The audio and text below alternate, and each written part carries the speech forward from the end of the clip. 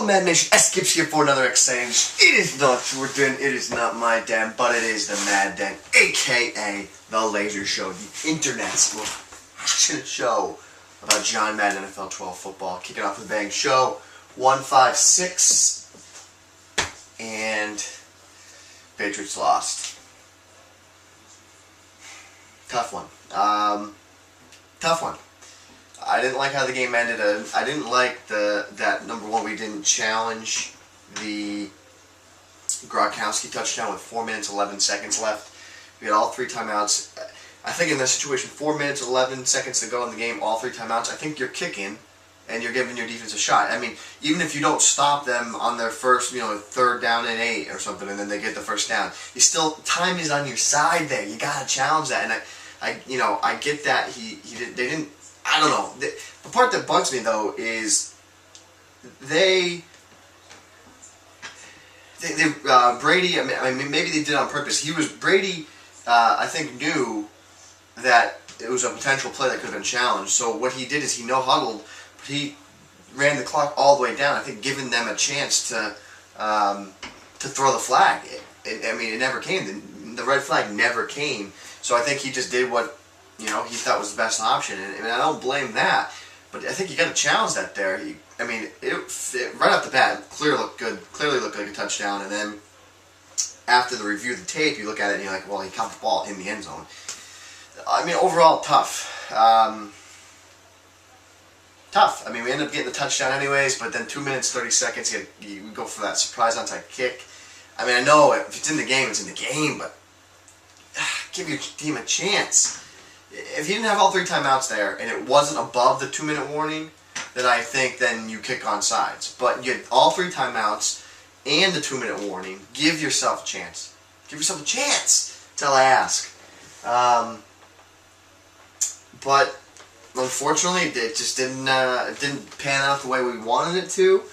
Tough. It's upsetting. I said 28-17 victory Pats. It was 25-17 Steelers, which happens, but enough of that. You guys probably don't want to hear me cry about the New England Patriots losing and poor Gibs, but just tough. Going to next week, got to play Farles Giants.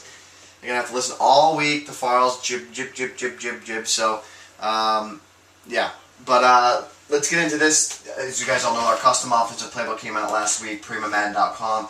Jam-packed with all of myself and Z Farles' offensive power, attacking, running game, quick passing, man beater, zone beater, everything's in there. Check it out, PrimaMadden.com. Just came out last week on Friday. But today we're going to talk about the Cleveland Browns. The cover man, right here, the cover man himself, Cleveland Browns, Peyton Hillis, in the power run game from the Cleveland Browns playbook. And let's get the zoomy zoom on right away. Zoom. Zoom. So here's our zoomy zoom. Boom! God, I hate losing, and I didn't have anything to do with it. But I hate losing. Let's talk about the formation. Oh, that's defense. So defense will just say play a 4-2-5, 2-man under. The formation we want to take a look at is the FAR formation. And the play we want to look at is the fullback dive and halfback sweep. So what I actually did is I put Peyton Hillis at fullback and our quickest back, Brandon Jackson, at halfback. So here in this situation, we're going to come out on the fullback dive. And what we want to key in on is the fullback dive. The run audible down is the halfback sweep, and the run down is the fullback dive. So in this instance, what we could do, I like to motion over Massaquoi here, snap in that A-gap, and just be a big truck, right? Just be a big truck. Peyton Hillis, 97 trucking. If he gets a couple more good games, you probably fully expect him to see back up into that 99 area where his trucking's good. And then on top of that, you have a run audible down. You could just work a nice inside-out type approach here. Now you have the halfback sweep. If I could get a block there, that guy blew that block. Didn't even attempt to block him. Look at this. I thought he was going to pick him up. Look at this. Oh, man. Those guys, they pancaked him. Go. 66. Come on, bro. But yeah, this is just an overall. Look at that, good cut by Hillis. Overall, this is just a solid run.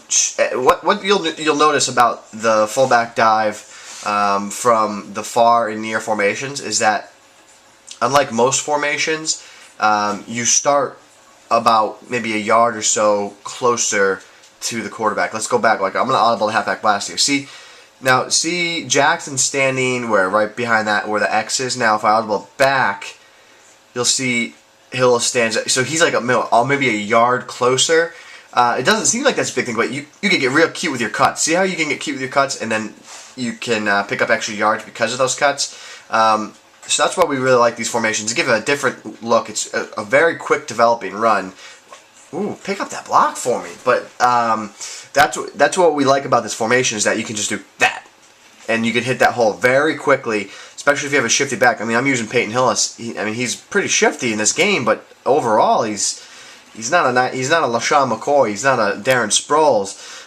You could do some damage with those guys. Bang, get upfield. This is a very, very dangerous run formation. You definitely want to give it a look-ski.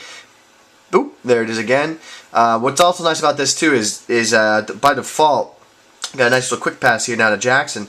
Bang, get upfield. That's tough. This is very similar to the halfback circles that we had a couple of years ago. That play right there. So we'll get more into that later on, but this is your first of 5-week part for the Cleveland Browns. Again, the fullback slam, so good, and the halfback sweep from the far formation. Check it out, guys. Patrol 156. Check us out, PrimaMadden.com. Our custom offensive playbooks over there. Our seminars, you get an hour-long lab session with myself or Z Farles, whoever you'd like to play with. We teach you all our inside knowledge of the game and all things like that. And of course, upcoming this week, we got the big Battle of the Gridiron tournament game coming up this week. I'm pretty excited for, so I'll be live streaming that. Pretty excited for that, guys. And we'll see you tomorrow, show 157. I'm still trying to mourn and get over this Patriots loss. At least I'm not a Cowboys fan. I will say that to all you Cowboys fans out there. At least I am not a Cowboys fan, because you guys have had some tough losses this year, and I don't know if I could deal with that. So until next time, until tomorrow, as always, guys, we are changing the Madden community, and we are doing it together, and we are doing it one snap at a time.